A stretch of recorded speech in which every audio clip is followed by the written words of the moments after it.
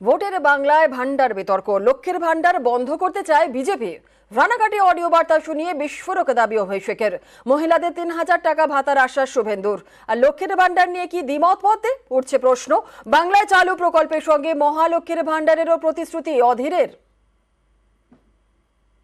বিজেপির একজন নেতা কি বলল, ৩ মাস বাদে লক্ষ্মীর ভান্ডার বন্ধ হয়ে যাবে।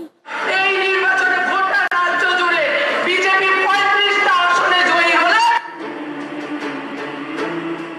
2025 এর মধ্যে পশ্চিমবঙ্গে তৃণমূল সরকার পড়ে যাবে। এই লক্ষ্মীর ভান্ডার আর বেশি দিন চলবে না, আগামী 3 মাসের মধ্যে বন্ধ হবে।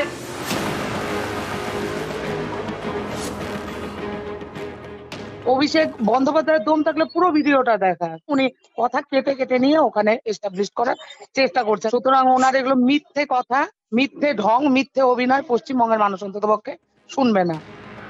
লক্ষ্মীর ভান্ডার 21-এর বিধানসভা ভোটের আগে এই প্রকল্প চালুর প্রতিশ্রুতি দেন মমতা বন্দ্যোপাধ্যায়। ভোটের ভালো ডিভিডেন্ডও পায় তৃণমূল। 24-এর ভোটেও এই লক্ষ্মীর ভান্ডারকে সামনে রেখে ময়দানে তৃণমূল।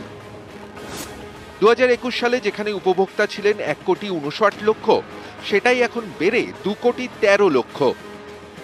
ইতিমধ্যেই মমতা বন্দ্যোপাধ্যায় এই প্রকল্পের ভাতা দ্বিগুণ করে দিয়েছেন। 500 টাকা থেকে বাড়িয়ে মাসে মাসে 1,000 টাকা। তপশিলি জাতি উপজাতিদের ক্ষেত্রে 1000 থেকে বেড়ে 1200। এবার রানাঘাটের সভা থেকে অডিও বার্তা শুনিয়ে বিস্ফোরক দাবি করলেন অভিষেক। বিজেপির নেতারা কুচবিহারে বলেছে যে বিজেপি বাংলায় জিতলে লক্ষ্মীর ভান্ডার বন্ধ করে দেবো। আমার কাছে অডিও ক্লিপ রয়েছে। এই নির্বাচনে গোটা রাজ্য জুড়ে বিজেপি 35টা আসনে জয়ী হলে 2025 এর মধ্যে পশ্চিমবঙ্গে তৃণমূল সরকার পড়ে যাবে।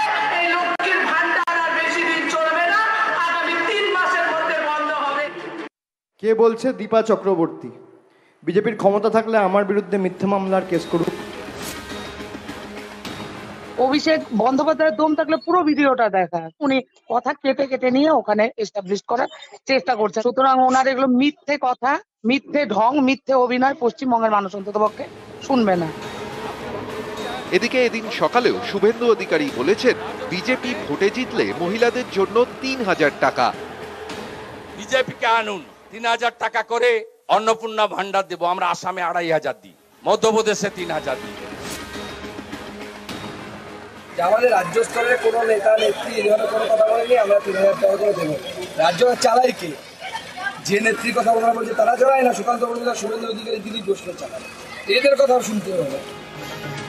বাংলার লক্ষ্মীর ভান্ডারের আদলে কংগ্রেস শাসিত রাজ্যে ইতিমধ্যেই চালু হয়েছে প্রকল্প। প্রশংসা করেছেন সোনিয়া গান্ধী। এবার প্রদেশ কংগ্রেস সভাপতির দাবি, বাংলায় চলবেই লক্ষ্মীর ভান্ডার প্রকল্প, সঙ্গে মহালক্ষ্মীর ভান্ডারের প্রতিশ্রুতি অধীরের। লক্ষ্মীর ভান্ডারটা সরকারি প্রকল্প, কোন সরকারের ক্ষমতা নাই লক্ষ্মীর ভান্ডার কিনে নিতে পারে। লক্ষ্মীর ভান্ডারের সঙ্গে আরেকটা প্রকল্প আনছে এই ভারতবর্ষে, যার নাম হচ্ছে মহালক্ষ্মী ভান্ডার। বছরে 1 লক্ষ টাকা একটা পরিবার। নিউজ 18 বাংলা।